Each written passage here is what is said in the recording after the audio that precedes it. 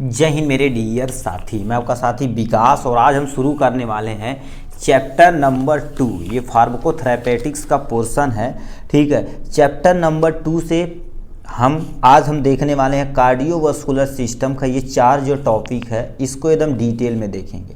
Hypertension क्या होता है, एंजाइना एंड मायोकार्डियल इन्फ्रेक्शन क्या होता है, हाइपरलिपिडीमिया क्या होती है, कंजेस्टिव हार्ट फेलियर क्या होता है। एक बाय एक करके मतलब 1 बाय 1 करके आपको ये पूरा डिटेल में प्रोवाइड करा दिया जाएगा एकदम आराम से। अब इसमें क्या क्या देखना है, इसमें टर्मोलॉजी, क्योंकि अब इधर जितना भी आप पढ़ेंगे ना तो वो सेलेक्टिव रहता है कि इतना ही आपको लिखना ही लिखना रहेगा। जैसे देखिए ऊपर लिखा है ना, ठीक है, ऊपर लिखा हुआ है, ठीक है, ऊपर लिखा वही सब आपको डिटेल में बताना पड़ेगा। देखिए सबसे पहले इन सब में क्या होता है उसका टर्मोलॉजी समझिए। कोई भी इसमें पढ़ेंगे ना, कुछ भी पढ़ेंगे भाई, ये सब कुछ भी पढ़ेंगे तो इस टर्मोलॉजी को आपको याद रखना। Aetiology, pathogenesis, clinical manifestation, non pharmacological and pharmacological management of disease associated with, मतलब ये सब टर्मोलॉजी समझना ही समझना पड़ेगा। तो 3-4 टर्मोलॉजी आती है। सबसे पहले हमने क्या बताया है, सबसे पहले आ जाएगी इटियोलॉजी, ठीक है, इटियोलॉजी। उसके बाद इसका हम देखेंगे पैथोजेनेसिस के बारे में देखेंगे, ठीक, पैथोजेनेसिस के बारे में देखेंगे। उसके बाद आपका हम क्या बोलें, क्लिनिकल मैनी, ठीक है, ये तुम्हारे पास क्या हो जाएगा, मैनिफेस्टेशन हो जाएगा, ठीक है, क्लिनिकल मैनिफेस्टेशन हो जाएगा, ठीक। उसके बाद आपके सामने नॉन फार्माकोलॉजिकल हो जाएगा, क्या हो जाएगा, नॉन फार्माकोलॉजिकल, ठीक है, नॉन फार्माकोलॉजिकल मैनेजमेंट। उसके बाद आपके सामने आ जाएगा फार्माकोलॉजिकल, ठीक है, लॉजिकल मैनेजमेंट के बारे में आ जाएगा, ठीक। इन सब चीज़ टर्मोलॉजी को आपको डिटेल में समझना पड़ेगा। तो समझिए सबसे पहले क्या हो रहा है, इटियोलॉजी। इटियोलॉजी मतलब कोई बीमारी है तो उसका आपको क्या बताना पड़ेगा, कारण बताना पड़ेगा। क्या बनाना पड़ेगा, कारण, उसी को इटियोलॉजी कहते हैं। जैसे किसी पर्सन को बोलते हैं बुखार हो गया अथवा एड्स हो गया, तो एड्स काहे हुआ उसका कारण वगैरह पूरा डिटेल में आपको बताना पड़ेगा। पैथोजेनेसिस मतलब स्टेप बाय स्टेप, यानी वो कैसे एक्चुअल में हो रहा है स्टेप बाय स्टेप आपके बताना पड़ेगा। मतलब उसके शरीर में कैसे वो चीज़ घुसा, अपने आप को किस आर्गन को अफेक्ट कर रहा है, फिर धीरे धीरे पूरी बॉडी को हाईजैक कर ले रहा है, इन सब को डिटेल में बताना पड़ेगा पैथोजेनेसिस के बारे में, ठीक। उसके बाद आते हैं कि इसके बारे में क्लिनिकल मैनिफेस्टेशन, मतलब क्लिनिकल मैनिफेस्टेशन मतलब समझिए सिंपल सा, साइन एंड सिम्टम्स के बारे में आपको बताना पड़ेगा। साइन एंड सिम्टम्स क्या होता है, जैसे कोई डिजीज हो गई, ठीक, जैसे कोई डिजीज हो गई है तो उसका कुछ ना कुछ लक्षण दिखेगा, यानी क्लिनिकल मैनिफेस्टेशन मतलब सिंपल सा बोलते हैं लक्षण। जो लक्षण दिखेगा उसको आपको यहाँ पर बताना पड़ेगा, ठीक। लक्षण आपको अच्छे तरीके से बता दिए। फिर क्या लिखा है, नॉन फार्माकोलॉजिकल, यानी बिना दवा के, ठीक है, बिना दवा के कैसे उसे ट्रीट करेंगे उसको हम नॉन फार्माकोलॉजिकल बोलेंगे। जैसे नहीं कहते हैं कहीं आप दवा कराने गए तो कहते हैं भाई ये परहेज रखना पड़ेगा तब ठीक हो जाएगा। चलिए सर हमने परहेज रख लिया, ठीक भी हो गया, तो वही चीज़ लिखा नॉन फार्माकोलॉजिकल, बिना दवा के कैसे ट्रीटमेंट करना। अब मान लेते ये सब जब नहीं माने तो हमें कौन सी दवा किस बीमारी में देना है उसको हमें यहाँ पर बताना पड़ेगा। मतलब कोई भी टॉपिक आप पढ़ेंगे तो इस टर्मोलॉजी को आपको लिखना ही लिखना पड़ेगा, किसमें, फार्माकोथेरेपेटिक्स में। तो इस टर्मोलॉजी को समझिए, दोबारा समझिए। इटियोलॉजी मतलब कारण, यानी उस बीमारी का एक्चुअल कारण क्या है इसके बारे में बताना पड़ेगा। यानी पैथोजेनेसिस, पैथोजेनेसिस मतलब स्टेप बाय स्टेप वो डिजीज कैसे कहाँ से हो रही है उसके बारे में बताना पड़ेगा। उसके बाद क्लिनिकल मैनिफेस्टेशन यानी साइन एंड सिम्टम मतलब लक्षण के बारे में बताना पड़ेगा, ठीक। उसके बाद नॉन फार्माकोलॉजिकल मतलब उस बीमारी का किस बिना दवा के कैसे उसे आप ठीक कर सकते हैं, तो उसे हम नॉन फार्माकोलॉजिकल बोला जाता है। उसके बाद किस पे आ जाता है, फार्माकोलॉजिकल मैनेजमेंट पे आता है, मतलब दवा के द्वारा उसे कैसे ट्रीट करना है तो इसके बारे में आपको बताना पड़ेगा, ठीक। तो इतना कारण वगैरह पूरा डिटेल में आपको बताना पड़ेगा, ठीक। तो चलिए अब हमने मेन स्टार्ट करते हैं आपका इसमें सबसे पहला पोर्शन, ठीक है। सबसे पहला पोर्शन आपके सामने क्या है, कार्डियोवास्कुलर सिस्टम। कार्डियोवास्कुलर सिस्टम जैसे हृदय संबंधी जो भी बीमारियां रहती हैं, जैसे हमें सिलेबस में हाइपरटेंशन पढ़ना है, angina pectoris and myocardial infarction के बारे में पढ़ना है, ठीक है। उसके बाद क्या देखना पड़ेगा, हाइपरलिपिडीमिया के बारे में देखना पड़ेगा, कंजेस्टिव हार्ट फेलियर, इन सब के देखेंगे तब जाके हमारा कार्डियोवास्कुलर सिस्टम ख़त्म हो जाएगा, ठीक। अब इसको कैसे देखना है, इसको आप ध्यान से सुनिए। आपके सामने ये आपके सामने प्यारा सा नोट है, अब इसको देखिए ध्यान से सुनिएगा, तब समझिए हाइपरटेंशन एक्चुअल में होता क्या है, ठीक है। देखिए सबसे पहले कार्डियोवास्कुलर सिस्टम में सबसे पहले पढ़ना पड़ेगा हाइपरटेंशन। देखिए hypertension derive from the two word, first is the hyper, second is the tension, ठीक है। ये आपके सामने हाइपर हो जाएगा, आपके सामने क्या हो जाएगा, टेंशन हो जाएगा। तो हाइपर मतलब क्या होता है भैया, ज़्यादा होता है, क्या होता है, ज़्यादा होता है। और टेंशन मतलब तो समझ ही रहे हैं। अब टेंशन क्यों होता है, क्योंकि आपके शरीर के अंदर ब्लड प्रेशर इंक्रीज करता है। अब ब्लड प्रेशर कहाँ इंक्रीज करना, उसका भी कारण डालेंगे। सिंपल से समझिए, हमारे ब्लड प्रेशर जब इंक्रीज कर जाता है तो ज़्यादा जब हो जाता है तो इसी कंडीशन को क्या बोलते हैं, हाइपरटेंशन बोलते हैं। अब होता क्या है, ब्लड प्रेशर कहाँ है हमारे शरीर में अंदर राइज करता है, ये हमारी ब्लड वेसल हो गई, क्या हो गई, ब्लड वेसल मतलब हमारी नस हो गई। नस के अंदर कौन सा चीज़ फ्लो करता है, हमारा ब्लड फ्लो करता है। क्या फ्लो करता है, ब्लड फ्लो करता है। जब ब्लड हमारी वाल के ऊपर, ये दीवार है ना, हमारी नस है, नस के दीवार के ऊपर प्रेशर क्रिएट करते। अब प्रेशर किसके द्वारा हो रहा है, ब्लड के द्वारा हो रहा है, तो उसको हम क्या बोलते हैं, ब्लड प्रेशर बोलते हैं। क्या बोलते हैं भैया, ब्लड प्रेशर बोलते हैं। अब हाइपर ब्लड प्रेशर किसे बोलेंगे, जब किसी हमारे आर्टरी के वाल के ऊपर, वाल मतलब दीवार के ऊपर क्या कर देता है, प्रेशर किसके द्वारा क्रिएट किया जाता है, ब्लड के द्वारा, तो उसको हम हाइपरटेंशन, उसको हम ब्लड प्रेशर बोलते हैं। अब यही ब्लड प्रेशर जब ज़्यादा हो जाता है, ब्लड प्रेशर जब ज़्यादा हो जाता है तो उस कंडीशन को हम क्या बोलते हैं, हाई ब्लड प्रेशर बोला जाता था। हाई ब्लड प्रेशर जब लंबे समय तक बना रहेगा तो उस पर्सन को हाइपरटेंशन हो जाएगा, ठीक। तो अब यहाँ से डिफिनेशन समझिए क्या होता है। हाइपर मतलब ज़्यादा, टेंशन मतलब आप समझ ही रहे हैं क्या होता है। A condition in which blood pressure of systematic artery मतलब जो नस बोले हैं, increase beyond the normal pressure is known as hypertension. कहने का मतलब क्या कह रखा, जब हमारे ब्लड यानी ब्लड के द्वारा हमारी आर्टरी की वाल पर क्या कर देता था, प्रेशर इंक्रीज करा देता नॉर्मल प्रेशर से। नॉर्मल प्रेशर हमारे शरीर के अंदर क्या होता है, जैसे ये नस के अंदर ब्लड जा रहा है तो नॉर्मल, ठीक है, नॉर्मल कोई ब्लड प्रेशर कोई पूछेगा तो आप क्या बताएंगे, 120 ये आपका सिस्टोलिक प्रेशर होता है। क्या होता है, सिस्टोलिक प्रेशर होता है। और 80, ठीक है, 80 mmHg होता है, डायस्टोलिक प्रेशर होता है, ये नॉर्मल प्रेशर होता है। जब नॉर्मल से ये बढ़ के जब ज़्यादा हो जाता, मान लेते 120 से 140 हो जाए और 80 वाला 90 अथवा 100 हो जाए, तो इस कंडीशन को हम क्या बोलेंगे, हाइपरटेंशन बोला जाता है। तो वही चीज़ लिखा है परिभाषा। अब दोबारा समझिए परिभाषा क्या रखा, एक condition in which the blood pressure of systematic artery increase beyond the normal pressure is known as hypertension, या high blood pressure is also called as hypertension होगा। अब क्या लिख रखा, बीपी ग्रेटर देन, तुम्हारे पास क्या होगा इसमें, ब्लड प्रेशर ग्रेटर देन कितना होता है, 140 mmHg यानी सिस्टोलिक प्रेशर होता है। देखिए नॉर्मल ब्लड प्रेशर कितना होता है, 120 से 80 होता है। 120 सिस्टोलिक प्रेशर होता है, डायस्टोलिक प्रेशर कितना होता है, 80 होता है। जब ये नॉर्मल प्रेशर से बहुत ज़्यादा हो जाता है तो उसको हम क्या बोलते हैं, ठीक है, उस प्रेशर को हम क्या बोलते हैं, हाई ब्लड प्रेशर बोला जाता है, यानी HBP बोला जाता है। तब ये सिस्टोलिक प्रेशर 180 140 हो जाता है और 80 वाला क्या हो जाता है, 90 हो जाता है। सिस्टोलिक प्रेशर 40, डायस्टोलिक प्रेशर 90 हो जाता है, तो उस कंडीशन को हम क्या बोलते हैं, हाई ब्लड प्रेशर बोलते हैं। तो ये आपके सामने डिफिनेशन हो गई हाई ब्लड प्रेशर की। अब इसका कारण क्या हो सकता है, इसके लिए कईयों कारण हो सकते हैं, ठीक। जैसे कोई पर्सन लंबे समय तक टेंशन में रह रहा है तब भी हो सकता है ब्लड प्रेशर का मरीज हो। तो वही लिख रखा है, यानी इटियोलॉजी, इतनी कारण तुम्हें बताना पड़ेगा। 2 टाइप के होते हैं, प्राइमरी हाइपरटेंशन और सेकेंडरी हाइपरटेंशन।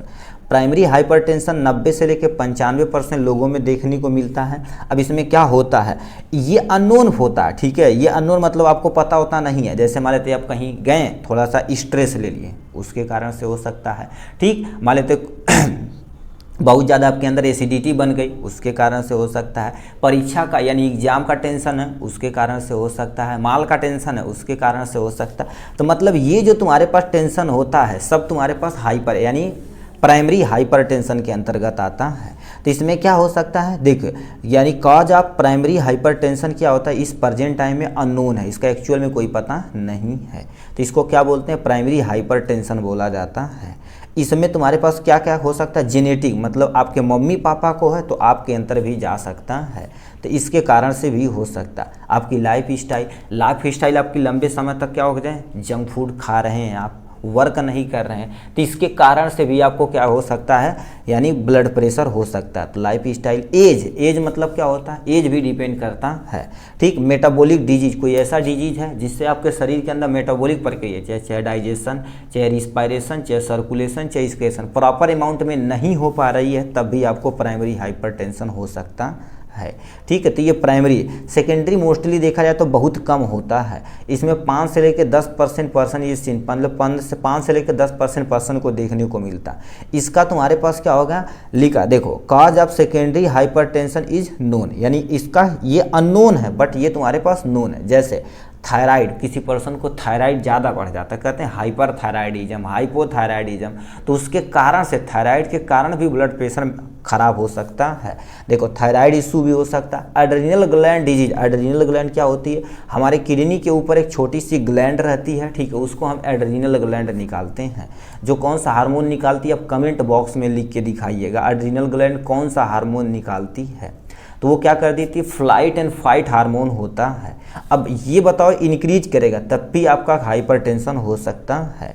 तो इतने कारण हो सकते हैं हाइपरटेंशन के, और भी बहुत सारे कारण हो सकते हैं। मान लेते हैं आपको ये नहीं लिखने मन कर रहा, तो नीचे आप जो ये लिखा गया इसको लिख दीजिए। क्या क्या लिखा गया है, hyper activity of sympathetic nerve stimulus, मतलब आपके शरीर के अंदर जो नर्व इम्पल्स है, हाइपर एक्टिविटी हो चुके हैं, जैसे भी कहीं मार और हो गया तो आप देखेंगे पूरी हमारे स्पीड, धड़कन बढ़ जाती है, ठीक। तो हाइपर एक्टिविटी हो गई यानी सिस्टमेटिक सिंपैथेटिक नर्व स्टिमुलस, तब भी आपको क्या हो सकती है, हाइपर टेंशन हो सकती है। पोलीनेफ्राइटिस, पोलीनेफ्राइटिस क्या होता है, नेफ्रॉन के अंदर, नेफ्रॉन हमारी किडनी के अंदर होता है, क्योंकि नेफ्रॉन क्या होती है, हमारी किडनी की सबसे स्मॉलेस्ट यूनिट होती है। तो ये इसके अंदर जब बहुत सारा दिक्कतें हो सकती है, तब भी कंडीशन हमारे यहाँ ब्लड प्रेशर राइज कर सकता, बढ़ सकता। स्लीप एपोनीमिया, मतलब आपको स्लीप यानी सही से आप सो नहीं रहे हैं, इसलिए बोला जाता है कम से कम 6 से लेकर 8 घंटा तक आपको सोना चाहिए, वो भी रात की नींद हो तो सके तो बहुत अच्छी बात है, ठीक। यदि दिन की ड्यूटी, रात की ड्यूटी कर रहे हैं तो दिन में प्रॉपर अमाउंट में लंबे समय तक करेंगे तो आपको दिक्कत हो सकती है, नहीं तो हो सके तो रात में ज़्यादा से ज़्यादा क्या करिए, कम से कम 6 से लेकर 8 घंटा आपको सोना ही सोना चाहिए। तो ये कंडीशन हो सकता है। यानी SAID स्टेरॉयड ETC, मतलब कोई person non steroidal anti inflammatory drugs लंबे समय तक ले रहा है, इसलिए देखो पैरासीटामॉल पे, डाइक्लोफेनेक पे, बहुत सारी दवाइयों पे साफ साफ लिखा होता है कि लंबे समय तक ये दवा लेंगे तो आपकी किडनी डैमेज हो सकती है, अन्य कारण से हो सकता है। तो ये यदि दवा लेंगे तब भी आपको हाइपरटेंशन हो सकता है।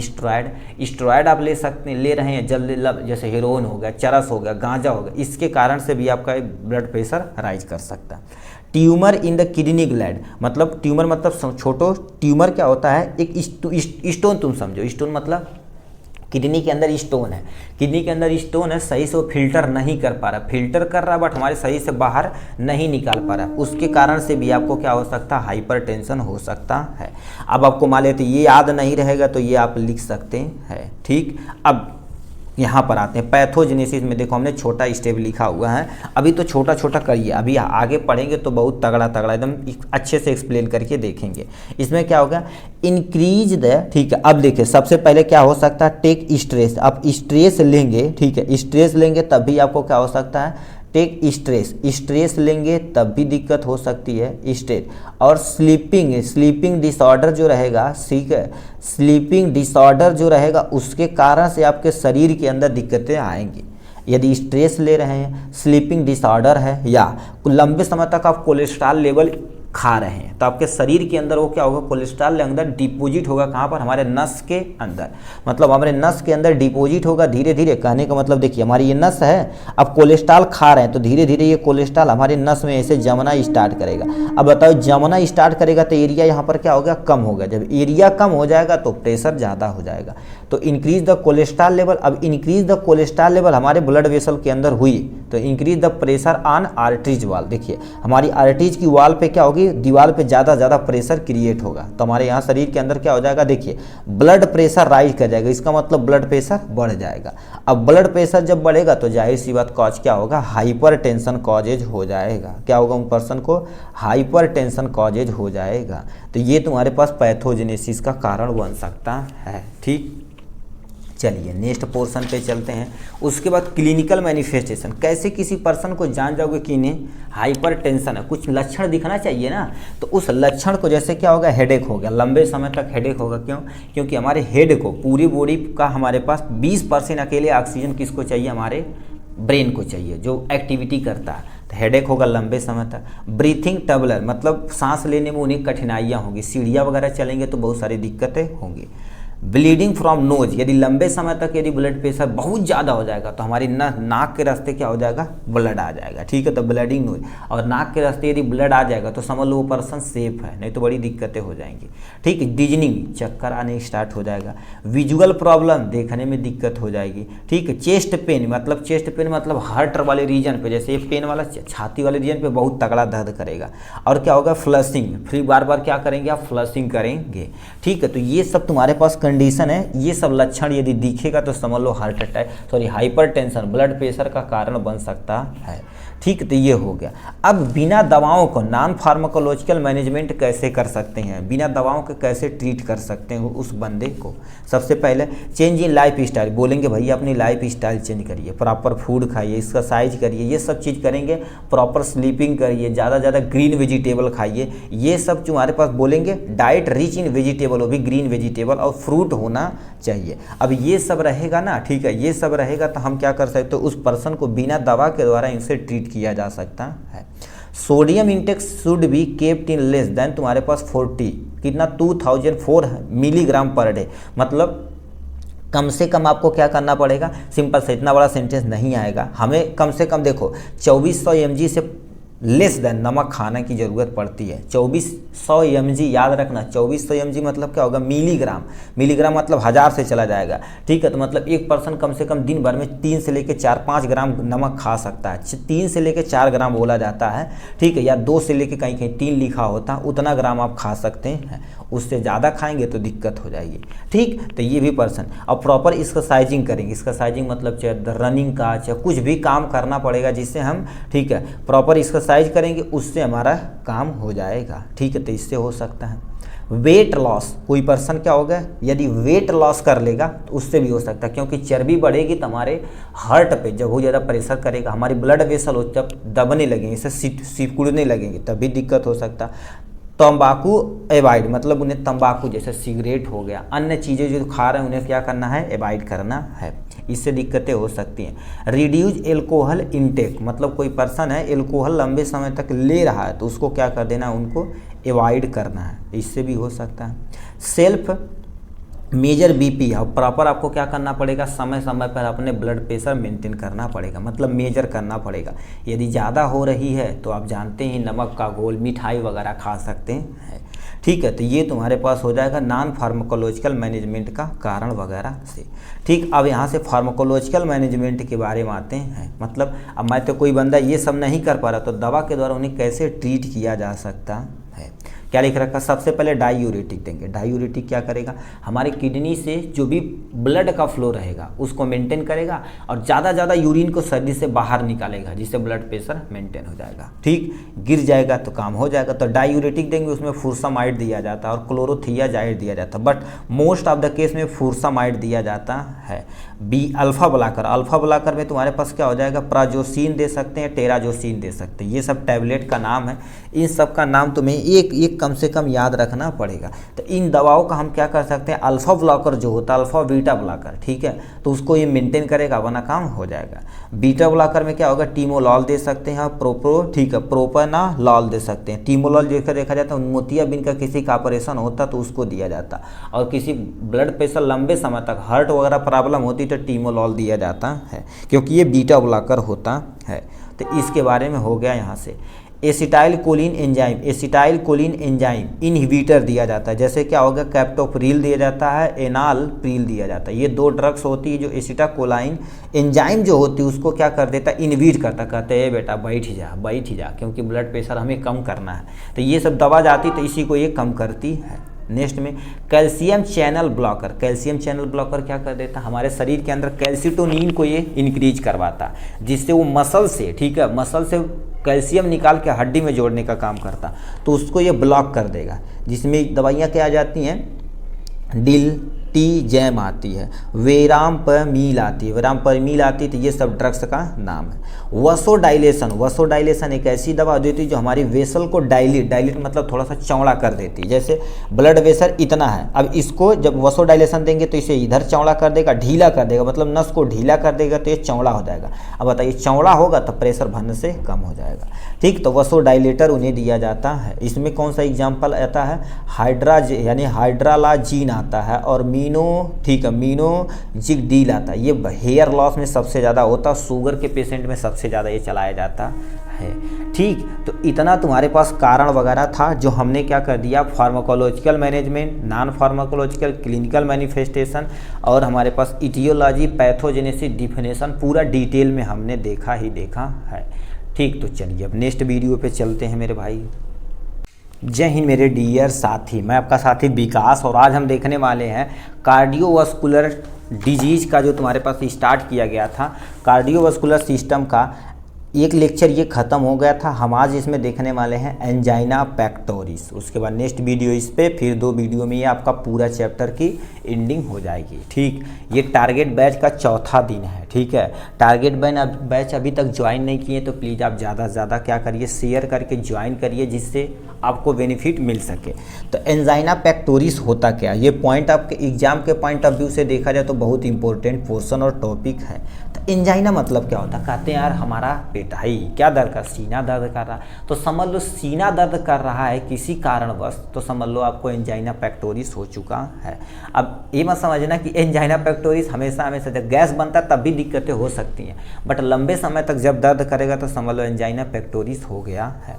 तो एंजाइना क्या होती है, angina is a term use for the chest pain causes by the reduce blood flow to the heart muscle. कहने का मतलब क्या कह रखा है, ये हमारे पास हार्ट मसल हो गई, ठीक है, ये हमारे पास हार्ट मसल हो गई, ठीक है। ये हार्ट हमारा 4 चेंबर होता है, हार्ट मसल हो गई, इसको प्रॉपर अमाउंट में जो ब्लड चाहिए, ठीक है, प्रॉपर अमाउंट में जो ब्लड चाहिए वो नहीं मिल पा रहा है, तो हमारे सीने के ऊपर क्या हो जाता है, पेन होने लगता है, तो उसको हम एंजाइना, ऐसे कंडीशन को हम क्या बोलते हैं, एंजाइना पेक्टोरिस बोलते हैं। वही तुम्हारे पास angina is a term use for chest pain, ठीक, cause by the reduce blood flow, मतलब जितना अमाउंट में चाहिए उससे वो कम ले जा रहा है ब्लड फ्लो का, किसको, हार्ट मसल को, हार्ट मसल मतलब कार्डियक मसल को, उसी कंडीशन को हम क्या बोलते हैं, चेस्ट पेन, यानी आपका एंजाइना पेक्टोरिस कहा जाता है।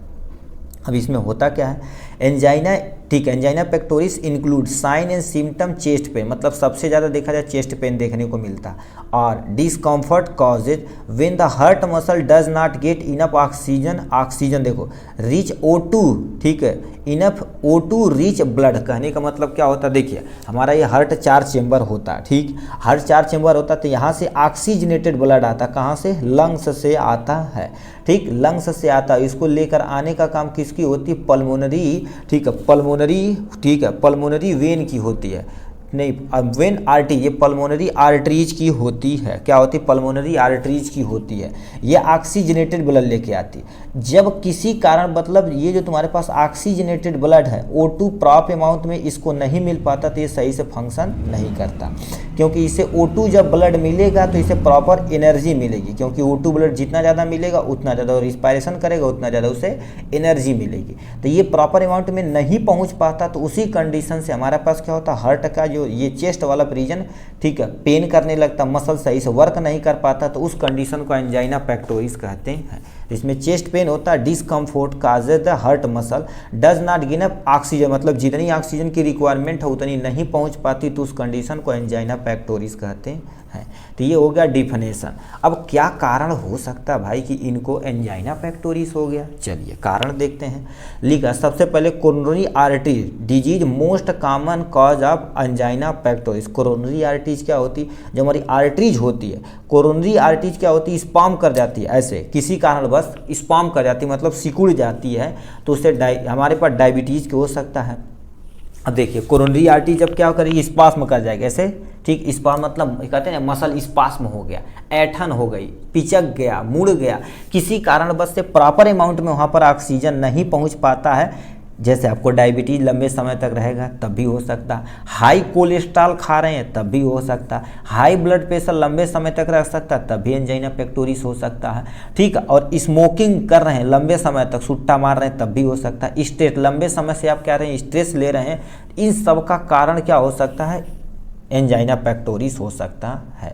मतलब ये सब आप करेंगे लंबे समय तक तब दिक्कत होगी। कहने का मतलब अभी ये सब क्या हो रहा है? जैसे अभी डायबिटीज़ होगी, डायबिटीज़ मतलब क्या होता है? हमारे शरीर के अंदर इंसुलिन लेवल कम हो रहा है, ग्लूकोज लेवल ज़्यादा हो रहा है, तो हमारे जो ब्लड है फ्लो सही से नहीं हो पा रहा। हाई कोलेस्ट्रॉल लेंगे तो ऐसे देखिए डिपॉजिट होगा, देखो ऐसे डिपॉजिट होगा तो एरिया कम होगा, एरिया कम होगा, एरिया यदि कम होगा, ठीक है, एरिया कम होगा तो प्रेशर तो आपके सामने ज़्यादा हो जाएगा, यदि प्रेशर ज़्यादा होगा तो उस पर्सन को हाई ब्लड प्रेशर हो जाएगा, हाई ब्लड प्रेशर होगा तो चेस्ट पेन होगा, सही से अमाउंट में ऑक्सीजन नहीं पहुँच पाएगा तो एंजाइना पेक्टोरिस का कारण बन सकता है। तो ये कारण हो सकते हैं एंजाइना पेक्टोरिस को। अब इसमें क्या होता है? इसमें मोस्टली क्या होता है? Imbalance of the myocardial oxygen. अब मायोकार्डियल क्योंकि हमारा हार्ट टोटल 3 लेयर से बना होता है, 1 लेयर, 2 लेयर, 3 लेयर। जो सबसे बाहरी रहती है उसे हम क्या बोलते हैं? पहले अंदर से चलते हैं, इंडोकार्डियम, मायोकार्डियम, और ये तुम्हारे पास क्या होता है? इक्टोकार्डियम या ईपीकार्डियम के नाम से जाना जाता है। मतलब इसको ईपीकार्डियम, बीच वाले को मायोकार्डियम, अंदर वाले को क्या बोलते हैं? इंडोकार्डियम बोला जाता है। ये 3 लेयर होती है। तो मायोकार्डियम जो है उसको प्रॉपर अमाउंट में ऑक्सीजन की सप्लाई नहीं मिल पाती जितनी डिमांड चाहिए, क्योंकि यही मायोकार्डियल यानी क्या कर देता है? ब्लड को पंप कराने का काम करता है, ठीक है। और बहुत सारे नोड होते हैं, S N node, A B node, ये सब मिलके क्या कर देते हैं? इलेक्ट्रिक इम्पल्स जनरेट कराते हैं जिससे अपना काम होता है। तो उसको प्रॉपर अमाउंट में ऑक्सीजन सप्लाई नहीं हो पाती तब भी आपका एंजाइना पेक्टोरिस कारेज हो सकता है। ये यदि ध्यान से सुन लिए तो मायोकार्डियम आपके चुटकी में बन जाएगा, ठीक है। ये हो गया। क्लिनिकल मैनिफेस्टेशन क्या कहलाता है?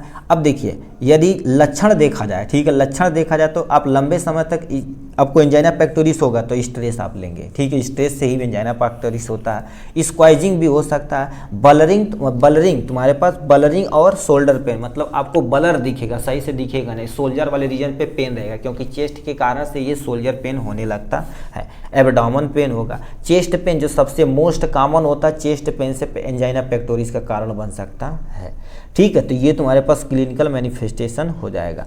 अब नॉन फार्माकोलॉजिकल, बिना दवा को आप कैसे ट्रीट किया जा सकता? सबसे पहले बोलेंगे उन्हें अपनी चेंज लाइफ स्टाइल को क्या बोलना है भैया? आपको लाइफ स्टाइल अपनी चेंज कर लेनी है, इसके कारण से हो सकता है। क्वाइट स्मोक को क्या कर देना भाई? बोल देना स्मोक आप छोड़ दीजिए, तो उससे भी हो सकता है। फिजिकल एक्सरसाइज प्रॉपर अमाउंट में क्या करेंगे? सुबह शाम थोड़ी बहुत फिजिकल एक्टिविटी करना है, जैसे रनिंग करना, पुशअप करना, उठक बैठक, ये सब से हमारे पास फिजिकल एक्टिविटी से हमारा, ठीक, ये सब डिजीज का कम हो सकता है। और एसिडिटी की भी प्रॉब्लम खत्म होगी। डायबिटीज़ केयर, मतलब यदि आपको डायबिटीज़ है तो प्रॉपर अमाउंट में आप टैबलेट खाइए, उससे भी केयर करिए।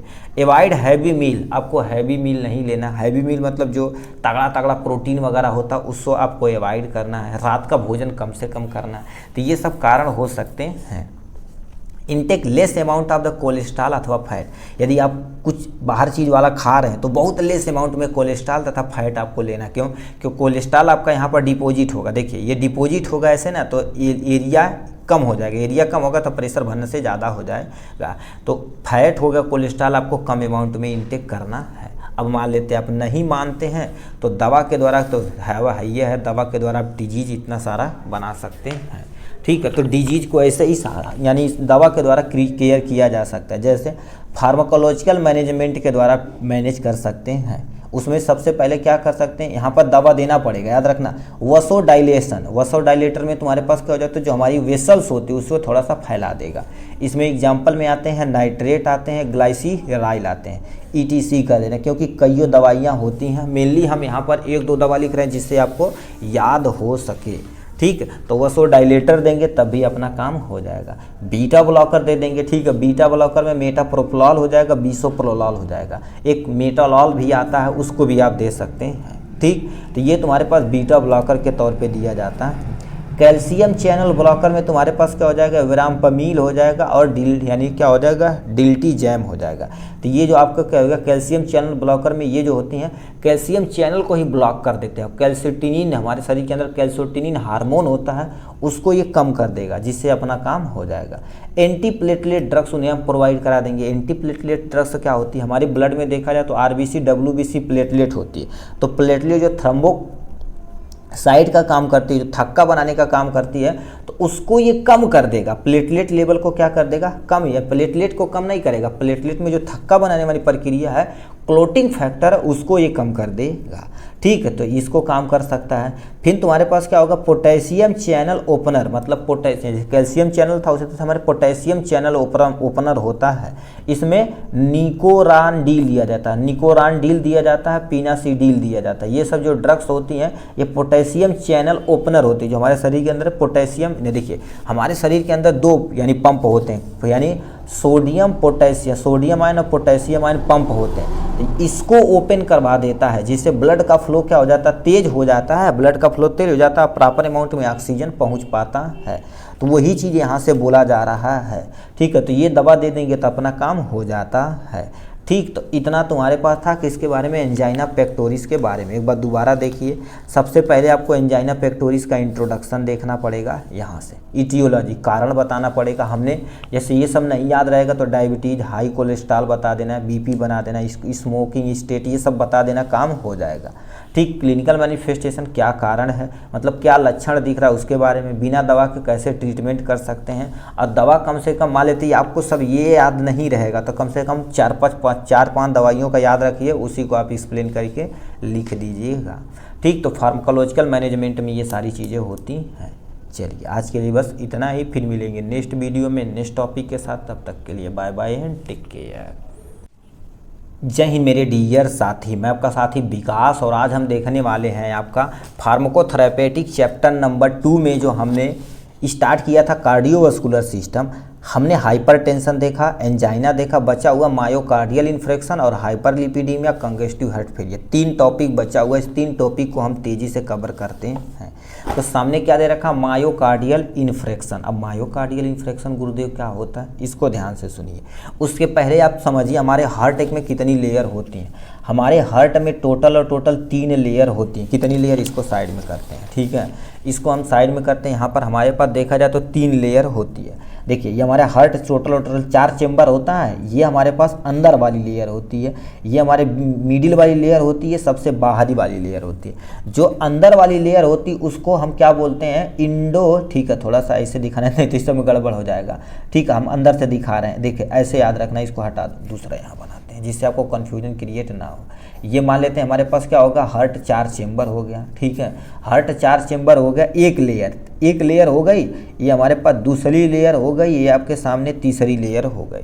तो ये जो अंदर वाली लेयर होती इसको हम क्या बोलते हैं, इंडोकार्डियम बोला जाता है। और बीच वाली लेयर को क्या बोला जाता है, मायोकार्डियल बोला जाता है। और यानी सबसे जो बाहर वाली लेयर होती है उसे हम क्या बोलते हैं, इपीकार्डियम। यानी टोटल हमारे पास 3 लेयर होती है।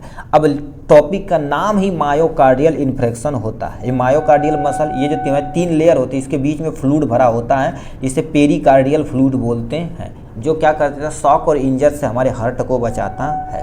तो इसमें मायोकार्डियल इन्फ्रेक्शन में होता क्या, ऐसी कंडीशन जैसे मान लेते हैं ये मायोकार्डियल यानी डिस्टर्ब हो जाता है किसी कारण, बस प्रॉपर अमाउंट में ऑक्सीजन यहाँ नहीं पहुँच पाता है, तो कॉजेज जो होता है मायोकार्डियल इन्फ्रेक्शन होने का चांस बढ़ जाता है। तो क्या लिख रखा, ध्यान से सुनिए अब इसके बारे में। मायोकार्डियम इन्फ्रेक्शन इज और एक्यूट मायोकार्डियल इन्फ्रेक्शन और हार्ट अटैक बोला जाता है। क्या बोलते हैं, हार्ट अटैक आ गई हो, मर गई मैं। Is a condition characteristic by the death of the cardiac tissue due to the disturb यानी डिस्टर्ब ऑफ ब्लड सप्लाई। कहने का मतलब देखिए, ये मायोकार्डियल लेयर है, इसको हमारे पास प्रॉपर अमाउंट में ऑक्सीजन लेवल नहीं मिल पा रहा है, ऑक्सीजन प्रॉपर जितना चाहिए उतना नहीं मिल पा रहा है, तो ये धीरे धीरे धीरे धीरे धीरे धीरे क्या हो जाएगा, डैमेज हो जाएगा। तो उस पर्सन को मायोकार्डियल इन्फ्रेक्शन होगा और हार्ट अटैक आएगा। यदि बच गया तो अच्छी बात, नहीं तो उनकी डेथ पक्की है। ठीक है, तो वही क्या होगा, इनकी जो ब्लड वेसल होती है डिस्टर्ब हो जाती है, पर्याप्त मात्रा में कार्डियक टिश्यू या कार्डियक मसल को पर्याप्त अमाउंट में ऑक्सीजन नहीं दे पाती हैं, तो उस कंडीशन को मायोकार्डियल इन्फ्रेक्शन बोला जाता है।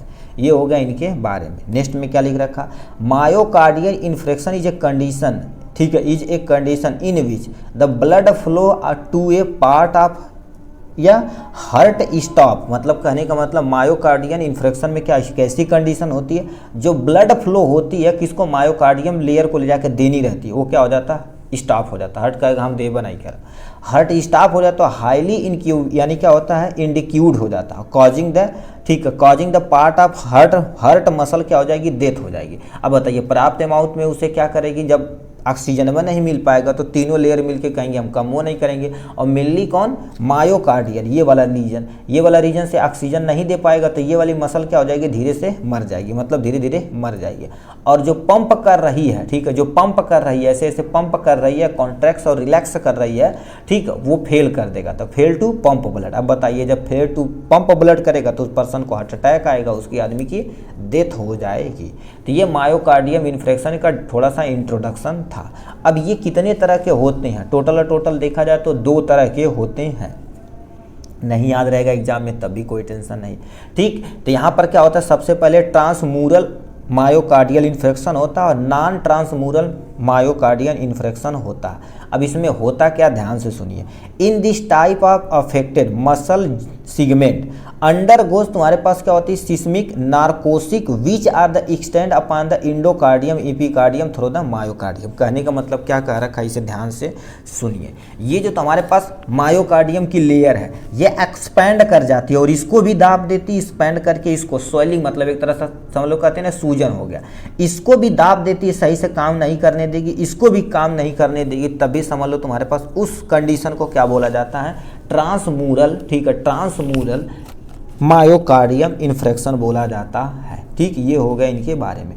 थ्रू द मायोकार्डियम, देखो मायोकार्डियम के द्वारा उसे चापा जा रहा है। अब इसमें क्या होता है, इन दिस टाइप ऑफ, ठीक है, एरिया ऑफ इस्मिक और नेक्रोसिस इज लिमिटेड, ठीक है, लिमिटेड होनी चाहिए इंडोकार्डियम और मायोकार्डियम। जो मायोकार्डियम होती है ना, तो नॉर्कोसिक जितना लिमिट अमाउंट में मिलना चाहिए उसे मिल रहा है, बट सही से काम नहीं कर पा रहा है, तो उसे नॉन ट्रांसम्यूरल मायोकार्डियल इन्फ्रेक्शन बोला जाता है। ये 2 टाइप का होता है। अब याद रखते, दोबारा याद नहीं रहेगा तो कोई टेंशन नहीं, आप सीधे ये लिखिएगा इंट्रोडक्शन, इटियोलॉजी आप लिख देगा, क्या कारण है आपका मायोकार्डियल इन्फ्रेक्शन का।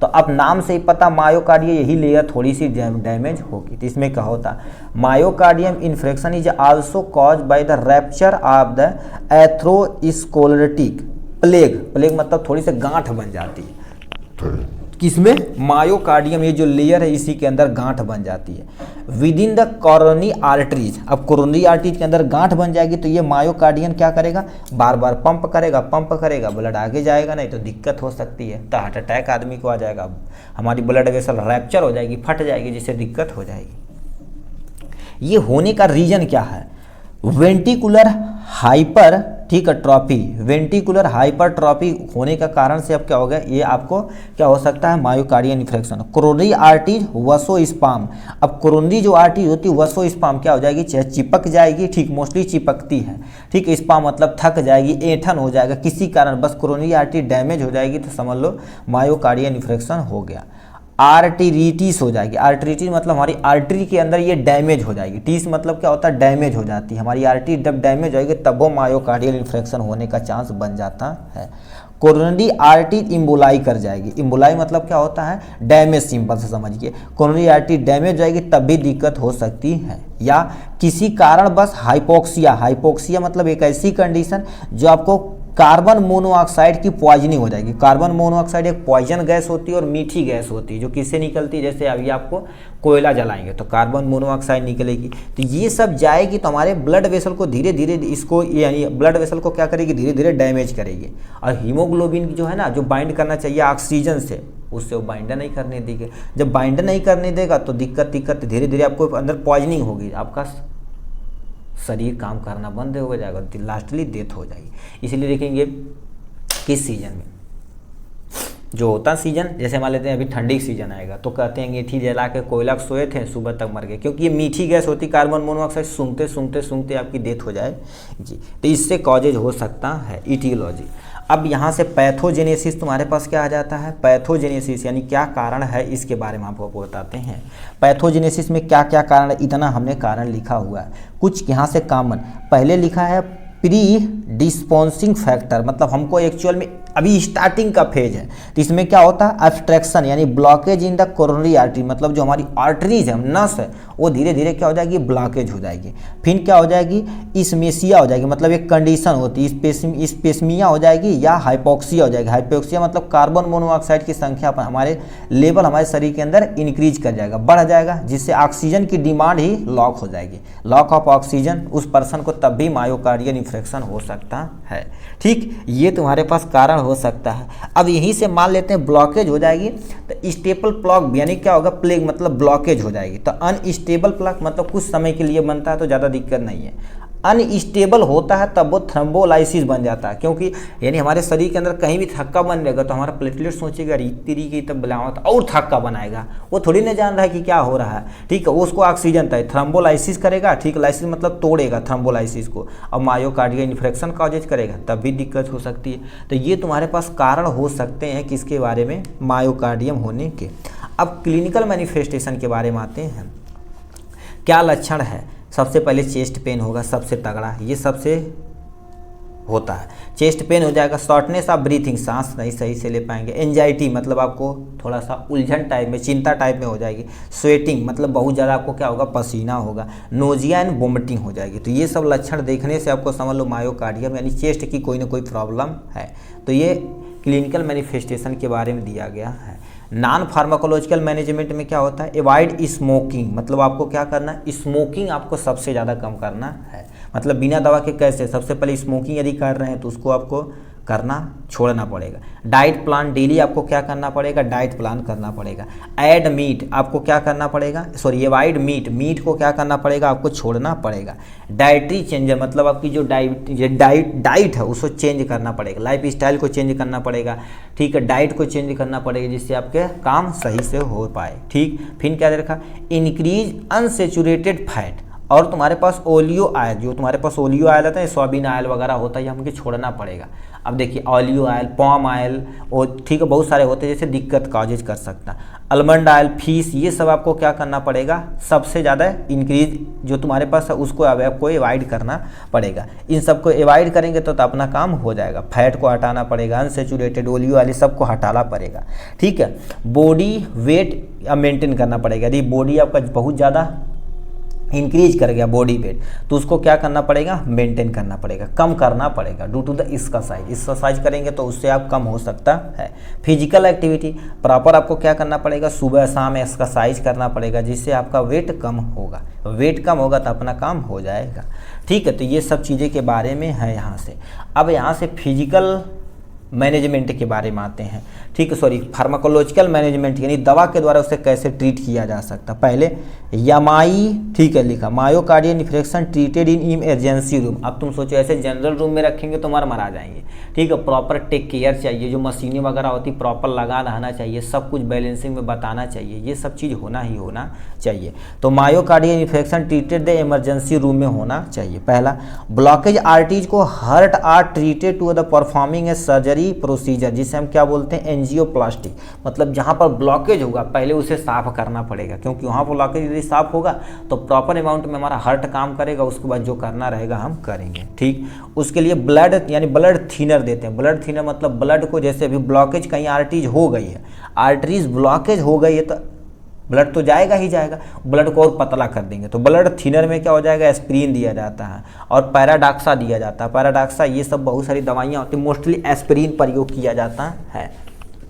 150, 300, 400 ऐसे आता है, ठीक है। तो ये तुम्हारे पास एस्पिरिन दी जाती है जिससे काम हो जाता है। थ्रम्बोलाइटिक दिया जाता है। थ्रम्बोलाइटिक मतलब तोड़ने का काम करता है। ये मोस्टली एंजाइम होते हैं। स्ट्रेप्टोकाइनेज होता है, यूरिको यानी क्या होता है, यूरोकाइनेज होता है। ये सब क्या कर देते हैं, हमारे जो भी पोर्शन रहते हैं ये सब थ्रम्बोलाइटिक करते हैं, मतलब कहीं पर थोड़ा सा ब्लॉक है जो उसे तोड़ेंगे, लो भैया तोड़ देंगे जिससे काम हो जाएगा, ठीक। ये हो गया बीटा ब्लॉकर। इसमें क्या हो जाएगा, प्रोपनोलॉल प्रयोग किया जाता है जो रास मैकेनिज्म को मेंटेन करता है। रास मैकेनिज्म क्या होती है, अभी आप रास मैकेनिज्म हिंदी में पढ़ेंगे।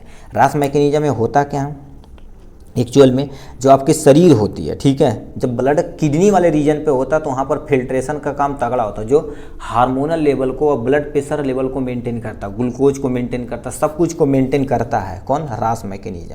तो इसमें बीटा ब्लॉकर देंगे तो उसके द्वारा ठीक है प्रोपोरोनोलॉल होती है। इसके कंडीशन में मायोकार्डियल, ठीक है, फार्माकोलॉजिकल मैनेजमेंट किया जा सकता है। एसिटाइल कोलाइन, ठीक है, एसिटाकोलिन एंजाइम इनहिबिटर देंगे जिसमें क्या होगा, रेमिप्रिल देंगे यानी क्या होगा, कैप्टोप्रिल देंगे और लोसार्टन और ये सबसे ज़्यादा प्रयोग होने वाली दवाइयाँ हैं जो क्या होती है, मायोकार्डियल इन्फेक्शन को मेंटेन करती हैं। तो इतनी दवाइयाँ थी जो हम क्या बता दिए, मायोकार्डियल इन्फेक्शन में चलनी ही चलनी है, ठीक। तो ये मायोकार्डियम का लेक्चर था, ठीक। चलिए हम नेक्स्ट क्वेश्चन की तरफ रुक करते हैं, तब तक के लिए bye bye and take care. जय हिंद मेरे डियर साथी, मैं आपका साथी विकास और आज हम देखने वाले हैं फार्माकोथेरेपेटिक्स का चैप्टर नंबर 2 में जो हम कार्डियोवास्कुलर का सिस्टम स्टार्ट किए थे, हम पहुंच चुके हैं हाइपरलिपिडीमिया में। उसके बाद कंजेस्टिव हार्ट फेलियर, उसके बाद चैप्टर नंबर 1 का ये वाला जो पोर्शन है पूरी तरह से क्या हो जाएगा, ख़त्म हो जाएगा। तो समझते हैं इसमें हाइपरलिपिडीमिया के बारे में। अब हाइपरलिपिडीमिया 2 वर्ड से बना हुआ, पहला लिपिड और हाइपर। हाइपर मतलब ज़्यादा और लिपिड मतलब आप जानते ही हैं, मतलब हमारे शरीर के अंदर लिपिड की मात्रा जब ज़्यादा हो जाती तो ऐसे कंडीशन को हम हाइपरलिपिडीमिया कहते हैं। अब वो लिपिड कुछ भी हो सकता है, चाहे कोलेस्ट्रॉल हो सकता है, चाहे ट्राइग्लिसराइड हो सकता है, किसी भी कारण से, चाहे वो आप लंबे समय तक जंक फूड खा रहे हैं, चाहे आपका हेरिडिटी मतलब जनरेशन टू जनरेशन मिल रहा है, किसी कारण से आपके शरीर के अंदर लिपिड यानी लिपिड की मात्रा जब इंक्रीज करती है उस कंडीशन को हाइपरलिपिडीमिया कहते हैं, ठीक। अब इसका मतलब क्या होता है, इसके बारे में ध्यान से सुनिए। Hyperlipidaemia is a condition in which the level of the fat मतलब lipid in blood including the cholesterol triglyceride increase abnormally, मतलब हमारे जो नॉर्मल से है, ठीक है, नॉर्मल लेवल से बहुत ज़्यादा जब इंक्रीज कर जाता है कोलेस्ट्रॉल ट्राइग्लिसराइड, ये हो जाता है हमारे फैट के ब्लड के अंदर। जब ब्लड के अंदर होगा तो हमारे नसों के अंदर डिपॉजिट होने लगेगा। तो ऐसे कंडीशन को क्या बोलते हैं हम, ठीक है, ऐसे हमारे पास क्या बोलते हैं, हाइपरलिपिडीमिया बोला जाता है। नॉर्मल कंडीशन देखा जाए तो कितना हो जाएगा, 200 मेगा DL होता है, डेल्टा बोला जाता है, ठीक, डाल्टन जिसे बोलते हैं नॉर्मल भाषा में, ठीक। ए थॉट हाइपरलिपिडीमिया इज हेरिडिटी, मतलब ये क्या हो जाती है, आल दो, ये एक्चुअल में आल दो है, आल दो। हाइपरलिपिडीमिया हेरिडिटी हो सकती है। हेरिडिटी मतलब एक पीढ़ी से दूसरी पीढ़ी में, मतलब जैसे मान लेते हैं आपको बाबा को है तो आपको भी यानी हाइपरलिपिडीमिया का कारण हो सकता है। तो इसके कारण से हाइपरलिपिडीमिया हो सकती है, but it is a mostly common causes bye life style factor. मगर मोस्टली देखा जाए तो क्या होता है, लाइफ स्टाइल पर निर्भर करता है कि आप सही से खूब बढ़िया खा रहे हैं, प्रॉपर एक्सरसाइज नहीं कर रहे हैं, रनिंग नहीं कर रहे हैं, इसके कारण से आपको शरीर के अंदर लिपिड की मात्रा बढ़ने लगेगी जिससे आपको हाइपरलिपिडीमिया का शिकार होना पड़ेगा।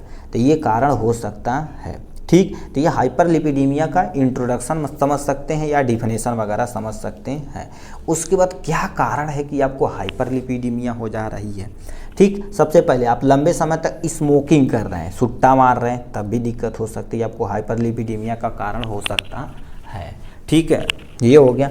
मोर एल्कोहल कंजप्शन, मतलब अधिक से अधिक मात्रा में आप क्या कर रहे हैं, एल्कोहल कंजप्शन कर रहे हैं, तो आपका लीवर किडनी डैमेज होगा, जो सही से फिल्टर करता है लिपिड को, फिल्टर नहीं हो पाएगा, तो जिससे दिक्कत हो सकती है। Consuming high fat food item, मतलब ऐसा फूड आइटम आप खा रहे हैं जो हाई कंजप्शन के तुम्हारे पास देखा जाए तो ज़्यादा अमाउंट में क्या कर रहा है, फैट को डिपॉजिट कर रहा है, उससे भी हो सकता है। बीइंग स्ट्रेस, यदि आप लंबे समय तक स्ट्रेस ले रहे हैं, क्या रह रहे हैं, स्ट्रेस ले रहे हैं, तब भी आपको क्या हो सकता है, ठीक है, हाइपरलिपिडीमिया के शिकार हो सकते हैं। ओबेसिटी, मोटापा आपके शरीर के अंदर है, तब भी आपको क्या हो सकता है, हाइपरलिपिडीमिया हो सकता है। तो ये सब तुम्हारे पास कारण है किसके, हाइपरलिपिडीमिया के कारण हो सकते हैं। कुछ एग्जाम्पल यहाँ से देखे गए हैं, ठीक है। Some drugs can increase the cholesterol level, अभी कुछ ड्रग्स दी गई हैं, यदि आप लंबे समय तक ले रहे हैं तब भी आपके शरीर के अंदर, ठीक है, कोलेस्ट्रॉल लेवल इंक्रीज करता है। पहला beta blocker, diuretic, steroid, non steroidal anti inflammatory drugs, hormonal birth control pills, ये सब दवा यदि लंबे समय तक ले रहे हैं, मगर मोस्टली ये सब तो कोई ज़्यादा नहीं लेता, मगर ये दवा ज़्यादा सब लेते हैं। इसमें नॉन स्टेरॉयडल एंटी इन्फ्लेमेटरी के अंदर क्या आते हैं, जैसे पैरासीटामॉल आ सकते हैं, डाइक्लोफेनेक, एसाइक्लोफेनेक, मतलब मोस्ट दवा जो कॉमन यूज की जाती है। अब ये दवा लंबे समय तक ले सकते हैं, तब भी आप हाइपरलिपिडीमिया के शिकार हो सकते हैं। तो बीटा ब्लॉकर तो जल्दी कोई नहीं लेता, ये स्टेरॉयड लंबे समय तक ले रहे हैं, हीरोइन, चरस, गांजा, अफीम, ये सब, तब भी दिक्कत हो सकती है, ठीक। डायूरेटिक लेंगे लंबे समय तक, तब भी हो सकती है। तो ये कुछ दवाइयाँ हैं जो हमारे लिए खराबदायक हैं, तो इसको आप न लीजिए तो अभी आपका सही है, ठीक। लीजिए मगर डॉक्टर के सलाह से लीजिए, जितना अमाउंट में चाहिए उतना ही लीजिए, ज़्यादा नहीं, ठीक है। जैसे डॉक्टर बोलिए बंद कर देना तो आपको बंद कर देना है। Some drugs can increase the cholesterol level, कुछ ऐसी ड्रग्स होती हैं जो क्या कर देती हैं, कोलेस्ट्रॉल लेवल के आपके शरीर के अंदर बढ़ा देती हैं। जो डायबिटीज़, किसी पर्सन को देखेंगे डायबिटीज़ हुआ तो चाहे सुखंडी हो जाएगा, चाहे देखेंगे बहुत ज़्यादा उसका बॉडी वेट बढ़ जाएगा। तो डायबिटीज़ की दवा जो लंबे समय तक लेते हैं वो भी कोलेस्ट्रॉल का खतरा बढ़ने का होता है। स्लीपिंग एपनोपिया, ठीक है, मतलब स्लीप एपनोपिया क्या होती है, ऐसी कंडीशन जब आप सही से सो नहीं रहे हैं, रात की ड्यूटी कर रहे हैं, दिन में सो रहे हैं, मतलब अपनी स्लीपिंग साइकिल को उल्टा कर दिया, तब भी आपको दिक्कत हो सकती है, स्लीप एपनीमिया हो सकती है। HIV, human immuno deficiency virus, इसके कारण से भी हो सकता है। अब ये वायरस क्या करे तो हमारी इम्यून लेवल को क्या कर देगा, डिक्रीज करा देगा, कम करा देगा, तब इम्यून लेवल को करेगा तो कोलेस्ट्रॉल लेवल बढ़ने से बढ़ जाएगा। तो ये कारण हो सकते हैं, ये जो कोई ड्रग्स ले रहा तो दिक्कत हो सकती है। हाइपोथायराइडिज्म, हाइपो मतलब क्या होता है कम, और थायराइडिज्म मतलब समझ लो थायराइड ग्लैंड जो थायरॉक्सिन निकालती है, T3 और T4, तो उस कंडीशन पे हाइपोथायराइडिज्म किसी पर्सन को है तब भी कोलेस्ट्रॉल का खतरा बढ़ सकता है, और आदमी बहुत ज़्यादा देखेंगे मोटापा हो जाता है, ठीक है। मल्टीपल ल्यूकोमा, ठीक है, टीका लिखा, माइलोमा दे रखा है, माइलोमा इससे हो सकता है। लैपस, किसी पर्सन को चर्म रोग है, ठीक है, तब भी ओके कहो कोलेस्ट्रॉल लेवल इंक्रीज कर सकता है। तो ये कुछ दवाइयाँ हैं जो क्या कर सकती हैं, कोलेस्ट्रॉल लेवल को इंक्रीज करा सकती हैं। उसके बाद हम चलते हैं पैथोजेनेसिस पे, ठीक है। पैथोजेनेसिस मतलब उस पर्सन को कैसे कॉजेज हो सकता है। मोर इनटेक फैट और कोलेस्ट्रॉल, मतलब वो व्यक्ति लंबे समय तक फैट अथवा कोलेस्ट्रॉल ले रहा है, ठीक। तो डिपॉजिट होगी आर्टरीज में, मतलब ये सब जो क्या होगी, जो कोलेस्ट्रॉल फैट सब ले रहे हैं, देखिए ये आपकी ब्लड वेसल हो गई, ब्लड वेसल के अंदर धीरे धीरे क्या होगा, इसे डिपॉजिट होगा, इकट्ठा होगा, डिपॉजिट इन आर्टरीज, आर्टरी में डिपॉजिट होगा तो एरिया कम होगा, एरिया कम होगा तो ब्लड प्रेशर बढ़ने से बढ़ जाएगा। तो देखो डिफ़िकल्ट टू ब्लड सप्लाई में डिफ़िकल्टी होगी तो हार्ट अटैक कॉजेज हो जाएगा, तब भी आपको हाइपरलिपिडीमिया हो सकती है, ठीक है। तो यहीं पर लिख सकते हैं डिपॉजिट इन या difficulty to blood supply due to the hyperlipidaemia, यहाँ से आप क्या लिख सकते हैं, हाइपरलिपिडीमिया, ठीक है, हाइपरलिपिडीमिया आप लिख सकते हैं, ठीक है, ये हाइपरलिपिडीमिया लिख सकते हैं। तो ये पैथोजेनेसिस का कारण हो सकता है। तो इतना तुम्हारे पास किसके बारे में था, हाइपरलिपिडीमिया के बारे में, ठीक। अब चलिए नेक्स्ट पोर्शन पीसी पे चलते हैं, और क्या दे रखा है, ठीक है। कुछ चीज़ें और याद रखिए, ये शॉर्ट नोट में पूछा जाता है। LDL मतलब लो डेंसिटी लिपोप्रोटीन होता है, लो डेंसिटी लिपोप्रोटीन जो एक तरह का बैड कोलेस्ट्रॉल, इसको आपको नहीं खाना है। ऐसे कोई पैकेट पे दिखा रहा था ना LDL लो डेंसिटी लिपोप्रोटीन, तो उसको आपको अवॉइड करना है। वेरी लो डेंसिटी लिपोप्रोटीन यानी VLDL होता है, ठीक है। HDL होता है हाई डेंसिटी लिपोप्रोटीन, ये भी आपके लिए थोड़ा सा बेनिफिट होता है। तो ये थोड़ा सा फॉर्म हमने लिख दिया, कभी कभी पूछ दिया जाता है। अब क्लिनिकल मैनिफेस्टेशन पे आते हैं, यानी क्या कारण है, ठीक है। कारण मतलब इनका क्या लक्षण, कुछ लक्षण दिखना चाहिए हाइपरलिपिडीमिया का, यस सर दिखेगा। When cholesterol level the high more people आप क्या हो जाते हैं एसिम्पटोटिक हो सकते हैं। जैसे तुम्हारे पास क्या हो सकता है, उनका हाई ब्लड प्रेशर बढ़ सकता है, हार्ट अटैक आ सकता है, हार्ट स्ट्रोक हो सकता है। जैसे reduce blood supply in brain, मतलब जितना ब्रेन को ऑक्सीजन चाहिए वो तो पर्याप्त अमाउंट में नहीं मिल पाता है, तो उस पर्सन को हाइपरलिपिडीमिया के चांस हो सकते हैं। ठीक है, तो ये तुम्हारे पास कारण दिया गया है। ठीक, नॉन फार्माकोलॉजिकल मैनेजमेंट मतलब बिना दवा के आप कैसे ट्रीट कर सकते हैं। गेटिंग एटलीस्ट 4 यानी 7 to 8 स्लीप एवरी नाइट, मतलब आपको कम से कम क्या करना है, 7 से 8 घंटा तक आपको प्रॉपर अमाउंट में सोना है। कीपिंग स्टेट अंडर कंट्रोल, मतलब आपको स्ट्रेस कम से कम लेना है। प्रॉपर एक्सरसाइज करना है, प्रॉपर एक्सरसाइज करेंगे जिससे आपका शरीर फुर्तीला रहेगा और आपका मस्त रहेगा। कंज्यूमिंग बैलेंस डाइट, आपको बैलेंस डाइट प्रॉपर अमाउंट में कंज्यूम करना है। एवॉइड जंक फूड आइटम, मतलब जो जंक फूड आइटम है, ऐसे फूड आइटम जो मार्केट वगैरह में मिलते हैं, उसको आपको क्या करना है, एवॉइड करना। ये सब करेंगे तो आपको क्या मिलेगा, हाइपर कोलेस्ट्रॉल लेवल कम मिलेगा, तो आपका हाइपरलिपिडीमिया का चांस कम हो जाएगा। तो ये बिना दवा का ट्रीटमेंट है। ठीक, अब यहाँ से दवा का ट्रीटमेंट कैसे, मान लेते तो वो आप नहीं मानेंगे तो आपको दवा देनी ही देनी पड़ेगी डॉक्टर को। तो स्टैटिन देखा जाए तो क्या होगा, अटोरवास्टिन जो सबसे ज़्यादा दी जाती है, इसमें करती क्या, the drug prevent the liver from the producing cholesterol. जैसे लीवर है तो लीवर सब मेंटेन करता है हमारे शरीर के अंदर, उसको बोलेगा है कोलेस्ट्रॉल बने के दे, कोनो टेंशन नहीं। ठीक है, वो किडनी को भेजेगा, किडनी फिल्टर करके शरीर से बाहर देगा, तो अटोरवास्टिन दिया जाता है। कोलेस्ट्रॉल एब्जॉर्प्शन इनहिबिटर, मतलब ऐसी दवाइयाँ जो कोलेस्ट्रॉल को हमारे शरीर के अंदर एब्जॉर्ब नहीं होने देगी। जब एब्जॉर्ब नहीं होगा तो डिपॉजिट तो दूर की बात हो गई, मतलब शरीर के, जैसे आपके घर में पैसा आ रहा है, रखने का बक्सवा नहीं है तो लेंगे, खरीद के खा के ख़त्म कर देंगे। तो वही लिखा कोलेस्ट्रॉल एब्जॉर्प्शन इनहिबिटर, मतलब जहाँ पर एब्जॉर्ब होना है उसे होगा ही नहीं। एब्जॉर्ब, ठीक है, drugs prevent the cholesterol absorption, जिसमें क्या होगा, एजिटामिब होता है। ठीक है, सिमवास्टाटिन होता है, ये ड्रग्स का नाम है। ठीक, nicotine acetic reduce the low density lipoprotein, increase the high density lipoprotein. इसका एग्जांपल क्या होगा, नियासिन दिया जाता है, जो हमारे शरीर के अंदर किसको रिड्यूस करता है, एलडीएल को रिड्यूस करता है और एचडीएल को इंक्रीज कराता है, क्योंकि ये बेनिफिशियल लिपोप्रोटीन होता है। लिख रखा है फाइब्रेट में तुम्हारे पास क्या हो जाता है, क्लोफाइब्रेट होता है और फिनोफाइब्रेट होता है, ये तुम्हारे पास दवा का नाम है। रेजिन में देखा जाए तो लिख रखा है कोलेस्टिपोल दे रखा है और क्या होगा, कोलिसेवेलम दे रखा है। तो ये जो दवा का नाम है इसमें प्रयोग किया जाता है। तो ये आप मोस्टली 1 दवा, 2 दवा, 3 और नियासिन, ये सब दवा ज़्यादा प्रयोग की जाती है एज कम्पेयर टू ये सब दवा से। ठीक, तो ये तुम्हारे पास किसके बारे में था, हाइपरलिपिडीमिया के बारे में। ठीक, चलिए आज के लिए बस इतना ही, फिर मिलेंगे नेक्स्ट वीडियो में कंजेस्टिव हार्ट फेलियर पे। तब तक के लिए bye bye and take care. जय हिंद मेरे डियर साथी, मैं आपका साथी विकास और आज हम देखने वाले हैं कंजेस्टिव हार्ट फेलियर। ये टारगेट बैच का डे नंबर 4 है। ठीक है, चौथा दिन है, इसमें हम कंजेस्टिव हार्ट फेलियर में देखने वाले हैं कार्डियोवास्कुलर सिस्टम से सबसे लास्ट पोर्शन है। ठीक है, एक दिन में हमने टोटल इतना कवर कर लिया। कौन कौन, हाइपरटेंशन क्या होता है, एंजाइना पेक्टोरिस क्या होती है, मायोकार्डियल इन्फेक्शन क्या होता है, हाइपरलिपिडीमिया क्या होती है, कंजेस्टिव हार्ट फेलियर हम देखने वाले हैं, जिसे शॉर्ट में क्या बोलते हैं, CHF के नाम से जाना जाता है। और एग्जाम के पॉइंट ऑफ व्यू से देखा जाए तो ये बहुत ही इंपॉर्टेंट टॉपिक होने वाला है। अब ये क्या कह रखा है, इसको ध्यान से सुनिए। ठीक, सबसे पहले डिफिनेशन समझिए क्या होता है।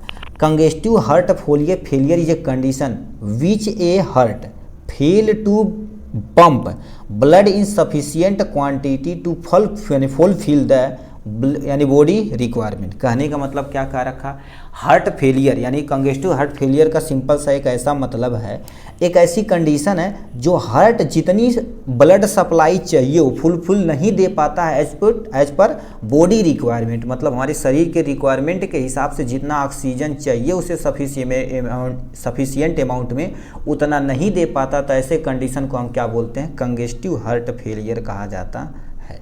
कहने का मतलब जैसे फॉर एग्जाम्पल मान लेते हैं आपका क्या हो गया, हार्ट वाला रीजन हो गया। ठीक है, ये आपके सामने हार्ट हो गया। ठीक है, हार्ट 4 चेम्बर हो गया। अब इसको जितना मान लेते हैं तुम्हारे पास क्या होगा, 100 वॉल्यूम चाहिए, मान लेते हैं 100 वॉल्यूम चाहिए, एम क्यूब चाहिए। अब इससे कम दिया जाता, मान लेते हैं 70 दिया जाता अथवा 60 एम, ठीक है, यानी एम क्यूब दिया जाता, मतलब इतना वॉल्यूम उसे ब्लड दिया जाता।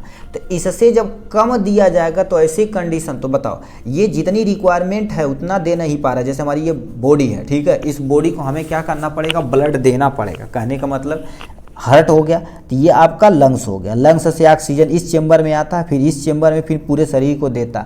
तो इस शरीर की जितनी रिक्वायरमेंट हार्ट सही से सफिशिएंट अमाउंट में नहीं दे पाता, तो ऐसे कंडीशन को कंजेस्टिव हार्ट फेलियर कहा जाता है। ठीक है, तो वही चीज़ लिखा गया है, आप दोबारा सुनिए। Congestive heart failure is a condition in which heart fail to pump blood in sufficient quantity to fulfil the body requirement is known as congestive heart failure. Congestive heart failure is also known as heart failure बोला जाता है। कहते हैं उनका heart fail हो गया, क्यों? क्योंकि जितनी ऑक्सीजन की रिक्वायरमेंट थी उतनी फुलफिल नहीं दे पा रहा हार्ट, तो उस कंडीशन को क्या बोलते हैं, कंजेस्टिव हार्ट फेलियर बोला जाता है। तो ये आपकी डिफिनेशन हो गई इनके बारे में। वही चीज़ देखिए, ये क्या लिख रखा, लेफ्ट आर्टरियम लंग्स से तुम्हारे पास आता है, ये लेफ्ट वाला राइट, ये लेफ्ट वाला रीजन है, ये राइट वाला रीजन है। इससे ऑक्सीजनेटेड ब्लड आता है left atrium. Left atrium bicuspid valve की मदद से क्या देता है, लेफ्ट वेंट्रिकल को देता, फिर ये पूरे शरीर को देता। ये पूरे शरीर में यूज करके ऑक्सीजनेटेड ब्लड को डीऑक्सीजनेटेड करके हमारे पास राइट आर्टरियम में दिया जाता है। राइट आर्टरियम ट्राइकस्पिड वाल्व की मदद से कहाँ पर देता है, राइट वेंट्रिकल में देता है। राइट वेंट्रिकल उठा के लंग्स देता, लंग्स उठा के हमारे शरीर से कार्बन डाइऑक्साइड ब्लड को बाहर कर देता, कार्बन डाइऑक्साइड को ब्लड, ठीक है, ऑक्सीजन को बाहर कर, कार्बन डाइऑक्साइड को बाहर कर देता, फिर ऑक्सीजन हम सांस से लेते हैं, फिर बाइंड करके ये प्रक्रिया चलती रहती है।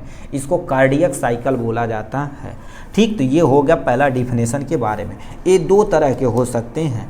पहले left side heart failure, left side मतलब ये वाला लेफ्ट साइड है, ये वाला सामने आपके राइट साइड है।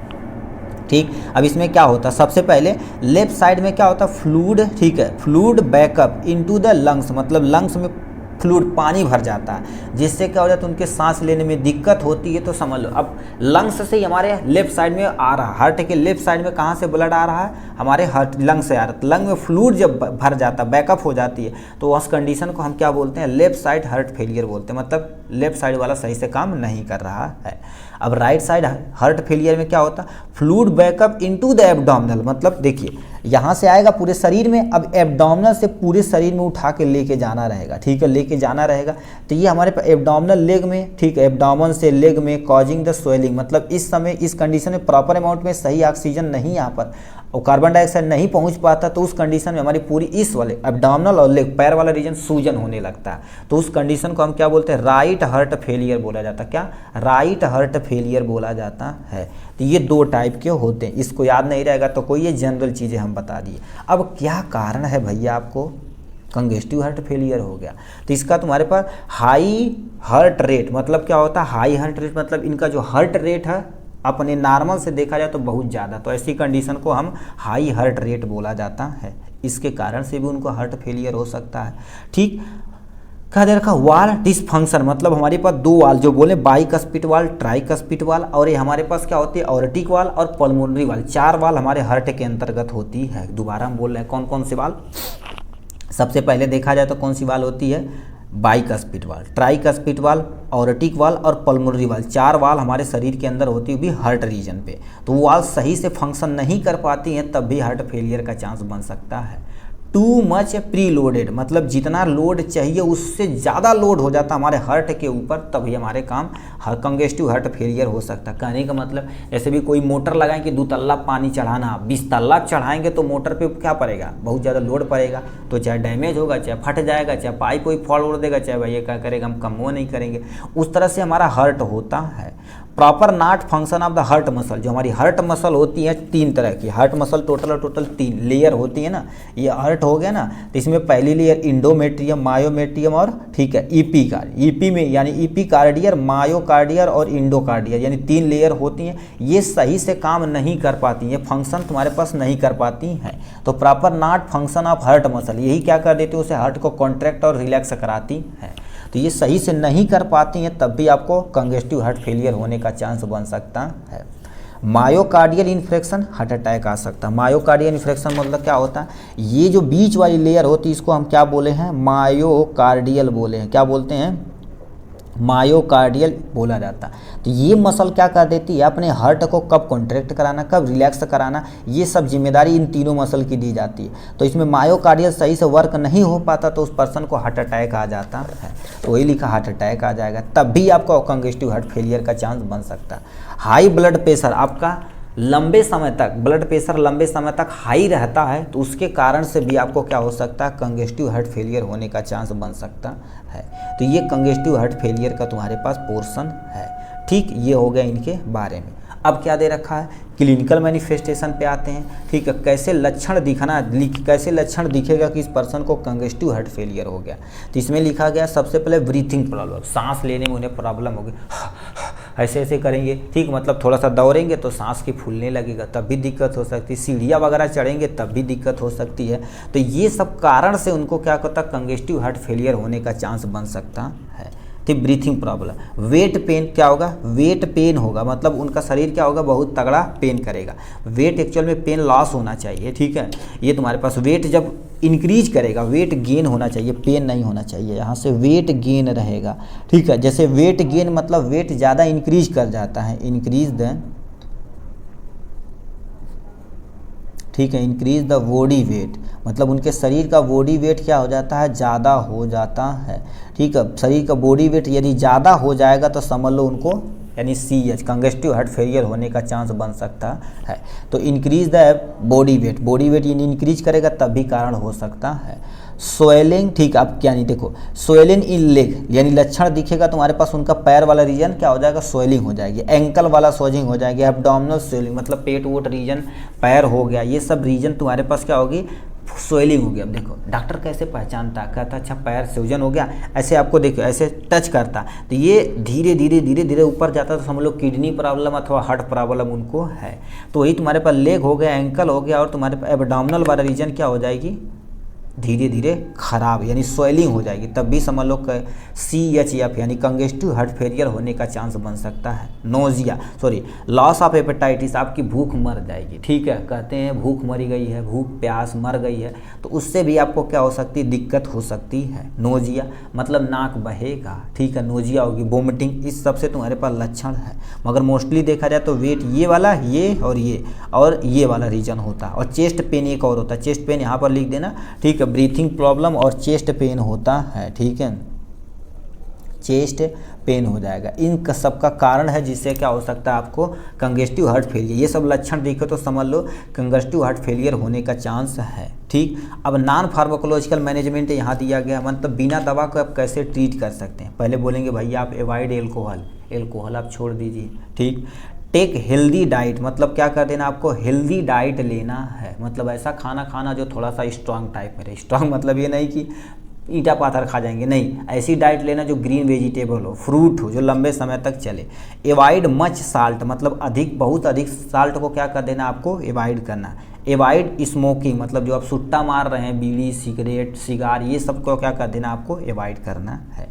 एवॉइड हैवी वर्कलोड, मतलब हैवी वर्कलोड आप क्या करेंगे, एवॉइड करेंगे। क्यों, क्योंकि आप ऑलरेडी हार्ट के प्रॉब्लम है, करेंगे सांस फूलेगा तो मर आ जाएंगे तो दिक्कत हो जाएगी। तो एवॉइड हैवी वर्कलोड आपको एवॉइड करना है। प्रॉपर एक्सरसाइज, मतलब आपको प्रॉपर एक्सरसाइज करनी है। ठीक, फिजिकल रेस्ट करना, मतलब अपनी बॉडी को ज़्यादा क्या करना है, रेस्ट देना है, जिससे आप जल्दी से जल्दी रिकवर हो सके हैं। तो ये नॉन फार्माकोलॉजिकल मैनेजमेंट के बारे में है।